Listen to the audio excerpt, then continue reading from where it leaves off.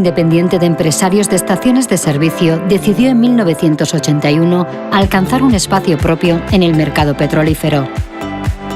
5 urteren ondoren, enpresak Aviarekin bat egitea erabaki zuen, marka horren pean jarduteko.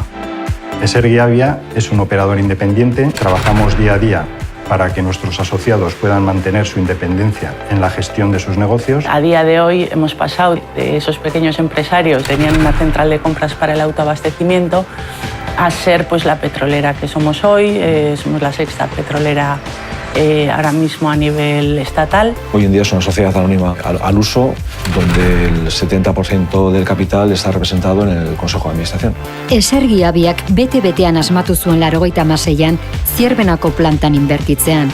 Enpresaren produktuak gordetzeaz gain, bazkideengana heltzeko segurtasuna ahalbidetzen dielarik. Es una puerta que nos abre todas las opciones del mercado. Recibimos producto desde la refinería de Petronor, estamos conectados con el resto de logística nacional, con terminales independientes y con CLH, que sería la logística global. Y aparte tenemos un muelle de atraque para la descarga de barcos de petroleros a nivel internacional hasta 120.000 toneladas de registro. El primer objetivo es seguir creciendo. En los 2 últimos años nuestro volumen de litros se ha incrementado un 51%. 6-7% a nivel nacional y de cuota de mercado y un 30% en nuestra área de influencia País Vasco y Navarra. El crecimiento de la empresa ha llevado a Esergi Avia a contar con más de 450 profesionales, una cifra que gracias a las estrategias de gestión adecuadas se define hoy como una empresa cercana. Nosotros siempre nos hemos enorgullecido de ser cercanos, digamos que se ha pasado de una gestión más autoritaria a una gestión participativa. Hasieratik erronka bat izan du Esergi Aviak,